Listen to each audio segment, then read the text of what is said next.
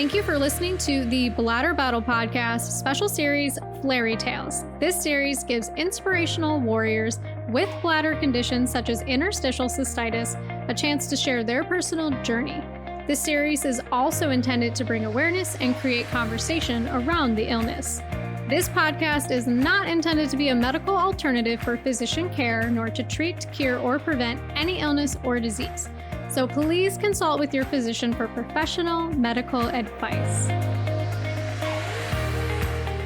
This episode is brought to you by Premium Jane, an exceptional manufacturer of high-quality CBD products packed with natural goodness. Relax, refresh, and revive with 20% off. Click the link in the description and enter BBP at checkout. Today, I invite the Autoimmune Advocate and the co-founder of the Invisible Diaries and founder of the Secret Spoonie Society, Amber Traven, to share her personal story and her advocacy efforts for IC and bladder warriors alike. So Amber, welcome to the show. Thank you so much for having me. Absolutely. I'm very excited to learn about all of your different platforms and advocacy that you do. But before we get into all of that, can you tell our audience a little bit about your background and personal story with chronic illnesses and IC? Yes, I will try to make this short because it's long. I know. So my journey started back in 2009. I had a complication from polycystic ovarian syndrome, and I had an ovary that ruptured. And it landed me in the emergency room in emergency surgery. And so what normally is a typical laparoscopic kind of a quick in and out thing, for whatever reason, my body decided it was not having it. And I ended up spending a week in the hospital. And so my journey with IC actually started because of that, because I woke up from surgery and I was having excruciating abdominal pain. And the nurse came in and she's like, well, of course you are having abdominal pain. You just had surgery. And I'm like, no, like this feels really bad. And, you know, you're groggy waking up and you're kind of like disoriented. And I remember asking for my mom, and I remember the nurse kind of tossing the tissues at me and being like, you just need to cry. It's the anesthesia. Like, you're fine. Oh my gosh. And so amidst my disorientation, I start yelling for help because it was the kind of pain I thought I was going to like die. Like, I thought something has to be wrong. And so another nurse comes running in and she sees what's happening. My IV bag is empty. My catheters, my urine bag is empty. And so very quickly puts two and two together and realizes that my bladder was very full. So uncatheterized me, recatheterized me. And I had almost 1,000 cc's of urine in my bag, which for reference, the typical amount is 200 to 400 cc's. Just that's the normal amount that triggers your brain that says time to empty. 600 is painful. So 1,000 is like, you know, you over distend it. Yeah. Absolutely. Wow. So I spent a week in the hospital recovering from that, and all was pretty good. Recovery was pretty normal, except for the fact that I thought I had a UTI. Went to my primary, had my follow-up. They're like, you know, it's negative. Your culture, you know, your UA is negative for bacteria, but you have blood, which is typical after catheterization and trauma. So just give it some time. It didn't resolve. And I started having new symptoms. I was having an immense amount of like pelvic bone pain, and I was having pain shooting down my leg. So just like my pants touching my leg would be like, the sensation was out of this world, like nothing I could describe. And so, and urgency, I had always been somebody that was able to hold I just never went to the bathroom. Right. and so all of a sudden I was having to go all of the time, and I would sit there and it would feel like I was in labor almost, like my bladder would just be spasming. And I'm like, it's just not, it's going to come out. I know I'm going to be sitting here. My bladder's just not, it's going to exit my body. That started that journey of just trying to get some answers because I knew something wasn't right. So thankfully for me, from the time I had my surgery and the trauma was 2009, I was diagnosed late 2010. But it was a process getting there for sure. Well, after talking with so many different people that have IC, it's the same, not the same symptoms, but a very similar story of somebody completely degraded me and then didn't believe me. And then I went confused, and it's just unacceptable. I just get so angry for everybody. I'm like, why? Why did it have to happen like that? So that's very frustrating. But all in all, it does seem like you did get your diagnosis pretty relatively quickly after that, in comparison to some people that I've spoken to who had IC for 10 years and didn't know it. But probably a lot of it had to do with having the surgery and them putting 2 and 2 together pretty quickly. So absolutely, that was probably kind of lucky. None of this is lucky, but it was interesting to me because my normal gynecologist was the one that kind of was like, I think something else is going on, so let me send you to a urogynecologist. And when I went to him, he actually was the one that did my cystourethrogram and, was measuring. He was like, oh my gosh, like your bladder is holding so much, but it's also spasming and the bladder walls are bleeding and it's kind of like an anomaly. He's like, would you be willing to be a case study? And I was like, can you help me? Yeah, like sure, but but give me an answer. And so it was crazy to me because he's like, well, you're going to start you on this medication. And then if that doesn't work, we'll do a bladder pacemaker. And it was like, wow. I just remember sitting in his office and being like, wait, what? And then going back to my gynecologist and her being like, there's no information on anyone your age having any of this. Like, no, you tell him no, we're going to go back to square one. So, I mean, it was definitely a weird experience. And I think, I had seen a couple other doctors that were trying to diagnose MS. And so all in all, I feel very fortunate that I was not spending a long time, trying to find the answer to that. Although that was definitely kind of confusing there.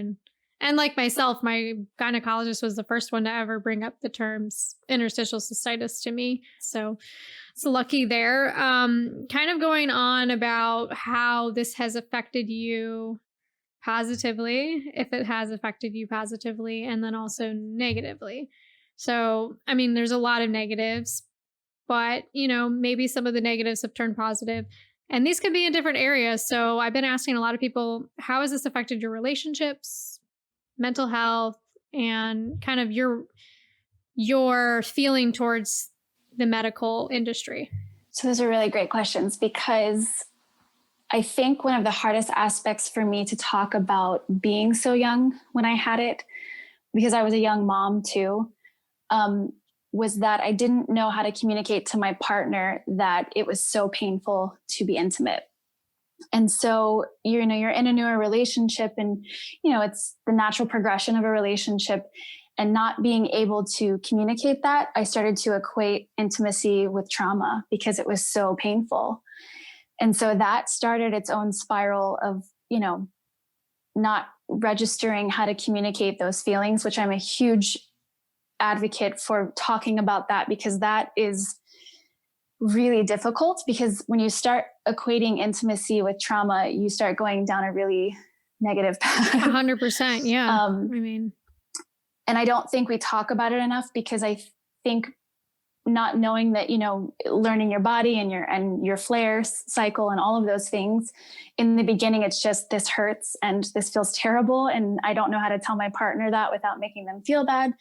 That I struggled with immensely. And then the flip side, being a mom and not feeling well and having fatigue, my son was 5 at the time, which was a really hard, active age.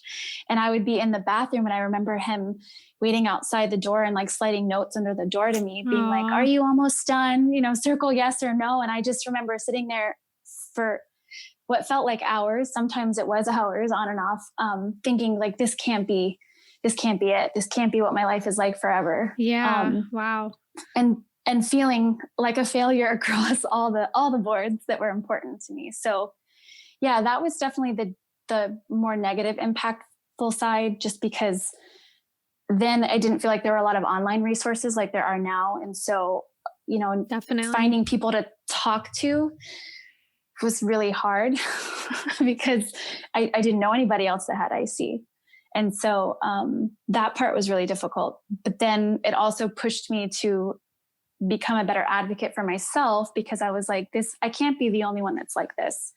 And I want to fight because I want to be here and I want to have better communication with my partner and my child. And I want to be the best mom that I can be. So I'm a problem solver. So let me figure out how I can, solve this problem. Yeah. So I went definitely. to school to be a health coach because I was like, all right, I'll start with healing my own body and then I'll go from there. There you go. That's great. Yeah. That's wonderful.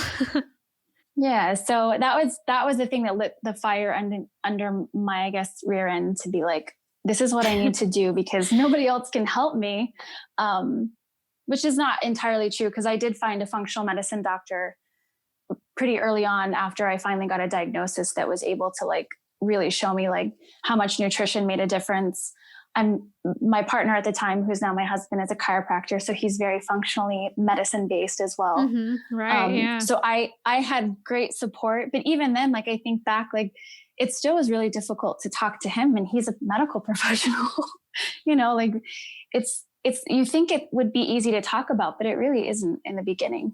No. And then you sometimes feel like a broken record, like, oh, I'm in pain. Oh, my bladder hurts. Oh, my bladder's leaking, or, and I feel like that. And I have a great support system myself and huge interest in health and nutrition and the certification in that. But like, still, I was lost. I felt like I had no one. So I can definitely relate with you there. And it's really just so tragic that is the common theme when I talk to everyone on the show, is that feeling lost, feeling like they have no one in the beginning or no resources.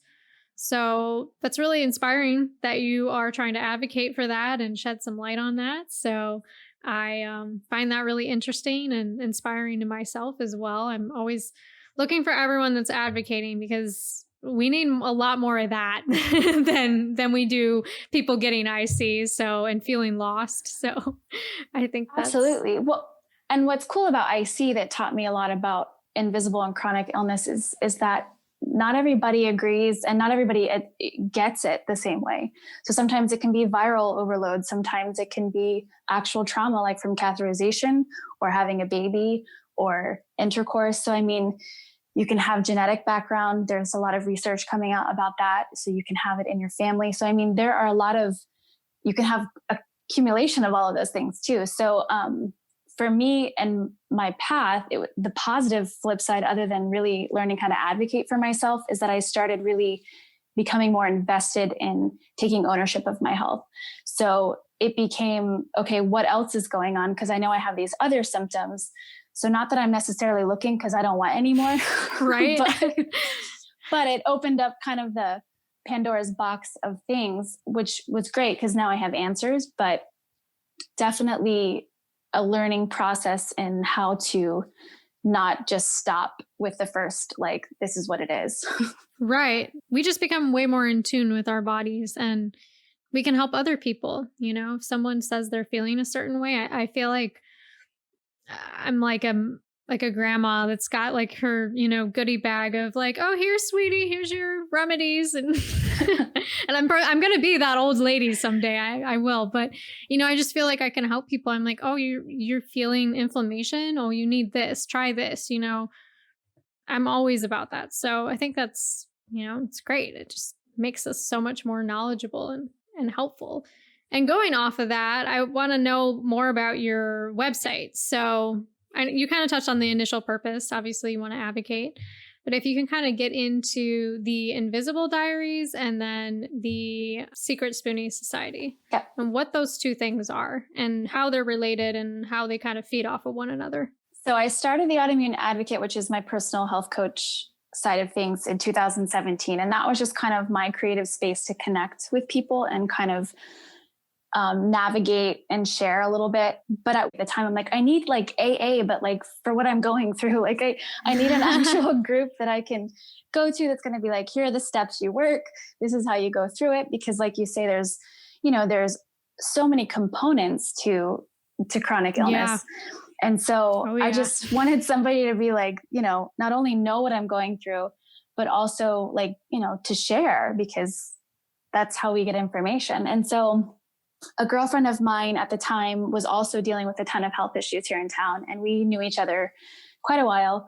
And we decided that we just really wanted to fill that gap. So we started the Invisible Diaries, and we were just wanting to really build community and kind of have a place that we could show all the parts of it, the good, the bad, the in between, and kind of, just a safe place to just really for people to find each other.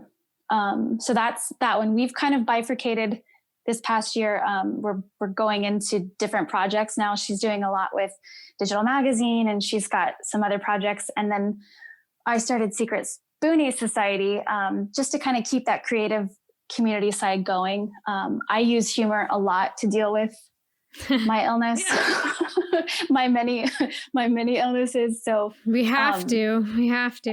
I just, like for me, it's a balance between dealing with the darker side, which is a very much a reality, but also there are some things where it's like, I remember scrolling through and being like, oh my gosh, that's so funny. And it's so true. And it made me feel better. Yeah. No, I love that. Yeah. So that's the big goal with Secret Spoonie Society. It's just a creative space for people to connect and kind of be like, I get it.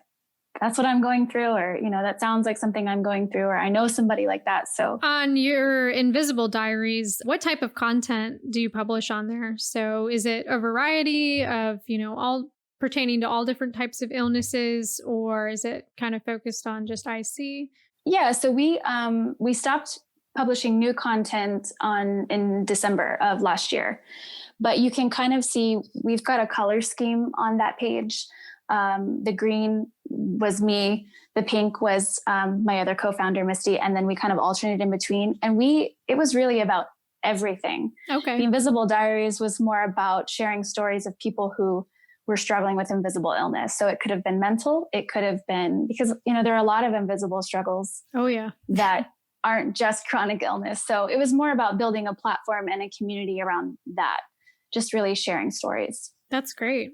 I love that. And for the Secret Spoonie Society, can you touch on the spoon theory? So I had someone on the show that kind of touched on this before, but I, always love hearing it again. This is something that was new to me just a few months ago. I had no idea what the spoon theory was. And I'm like, what?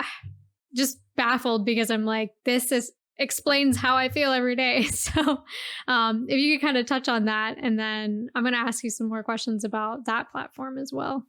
Yeah, absolutely. So spoon theory was created by Christine Miserandino, which everyone in this community knows by now. I believe she was a lupus warrior. So long story short, she used spoons. She was sitting in a diner with a girlfriend of hers, trying to explain what it's like to have chronic illness and what it feels like, basically, and how much it dictates so much of your life. And so she ran around to a few tables and grabbed the spoons that were on the table and laid them out. There happened to be 12. And she said, think of these spoons as your daily energy currency. So these spoons represent how much energy it takes to do something. So she started out with, okay, so getting up, that's 1 spoon. Taking a shower, that's 2 spoons. Getting dressed, another 2 spoons. Eating breakfast. And she goes, when you start to really look at how you have to allot time, and energy for certain basic tasks that many of us take for granted, that you learn very quickly how quickly you go through that energy currency when you suffer from chronic illness. So it was just a great analogy. And I remember the first time I came across it, I was like, literally, like, this person, I don't know of a better way to explain it, because that's exactly what it is. Like trying to explain someone like, oh, I'm tired. And it's not really, the right word. You're or like, I'm sick and tired of being sick and tired. Like, absolutely. Or like even starting out, the beginning of the day feeling like, yes, I can do something later that evening. And then just by 3:00 that afternoon, you realize it's not a matter of want at that point. You're done. Yeah, no, that's how my day was today. I woke up and I'm like, all right, I can do this. And I went to lunch, and then I was like, oh my gosh, I expended way too much energy way too soon. So, gotta like even it out, know what you can do, be okay with what you can't do. Because Every Absolutely. day is so different. The spoon theory is a great way when you're newly diagnosed to be able to explain to friends and family what it's like to be in your body when you're trying to manage your energy and why you have to say yes and no to certain things. Because I think it's very easy to look at someone who may be on the younger side struggling and to say, well, you're young, you should take a nap, you'll feel better. And knowing that it doesn't work that way for a lot of us. So it's just a great tool, and I'm all about having tools in the toolbox. So yeah. Oh, yeah. So going off of the Secret Spoonie Society, so you touched on how, you like to use humor to sort of relate and diffuse this. Is there, any other type of feelings that you hope people can kind of take away after visiting the website? Yeah. So a Secret Spoonie Society, it was about relatability for me. It was about feeling validated. One of the things that I get from this community, especially Instagram, I love how the searchability and being able to really fine tune to like find exactly, if you're looking for interstitial cystitis, you can search that hashtag. And I love that you can really narrow it down and find people in your community that you're looking for. So that's important to me, but it's also, Secret Spoonie Society kind of rolled around because it feels like you're living with this secret. And obviously being a spoonie, which is kind of, what we just touched on with the spoon theory, it feels like this special club that nobody wants to be a part of, but somehow yet we're here. So since we're here, it's like, who invited me? I did not accept the invitation. Exactly. But now that you're here, it's nice to know that, you can connect with someone and that someone feels seen or validated because you're willing to share. So it's a creative outlet for me more than anything. It kind of acts like my therapy. Because I enjoy creating and connecting. I love that aha moment for people when they're like, oh my gosh, that's exactly how I feel. Yeah, no, absolutely. And that kind of goes on. You already sort of answered this, but why is it so important for us to come together collectively? I think for a lot of reasons. One, mentally, I know how much community support changed my whole world. It's great to have a support system in your immediate realm. And I think that that's hugely important, but there's something about finding community that gets it without even knowing you. Right. It's kind of this weird kinship that it's like, wow, I'm seen and I'm validated. And this person knows nothing other than I'm a chronic illness warrior. Like that's all the information they have. And they know all the like desperate things right now and the immediate things. So, community is the big one, but also I think that there's a lot of power in sharing your story and being able to own your story and being able to say, this may be happening to me. And there's a lot of things out of my control, but what I can control, I'm going to control. And that's my mindset. And that's my story. This is the thing that's happening to me and it's always changing, but it's mine to tell or not tell. And I'm really passionate about holding space for people because I think a lot of times people think you have to participate online. Yeah. And I don't believe that personally. I feel like you can be a voyeur if scrolling through someone's page and not interacting, but seeing it helps you. That's great.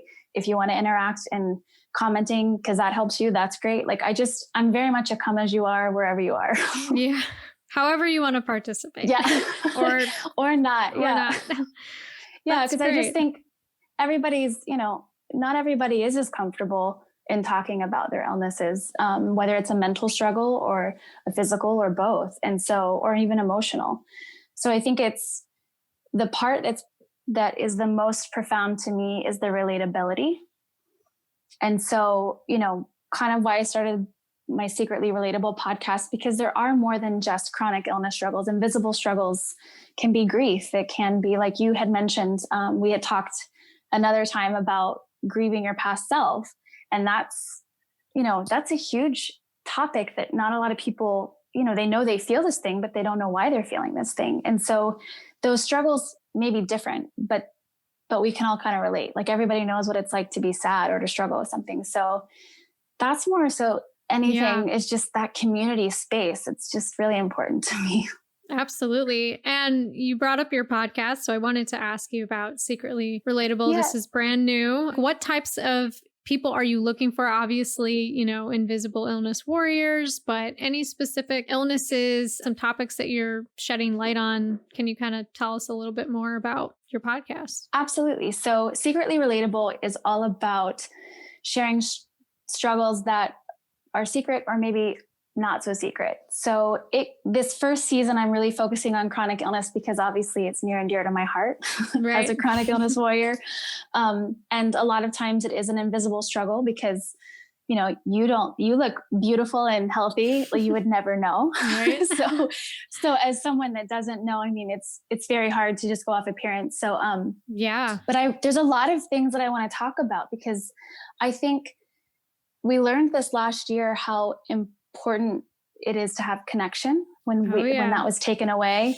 And so I think the only way to move through healing, whatever that looks like for you, is to find ways to connect. And for me, that's through relatability. And so I don't necessarily have to be going through the same thing as you, but if you are willing to share and, I find something that sounds similar, then I can find a way to connect with you. And so I have some guests that are talking about being a new mom and not connecting with that very well and struggling and not being able to talk about maybe the darker side of not feeling so great, because, infertility struggles, going through divorce. There's a lot of things that people go through that aren't always public or visible. So I'm just really passionate about storytelling.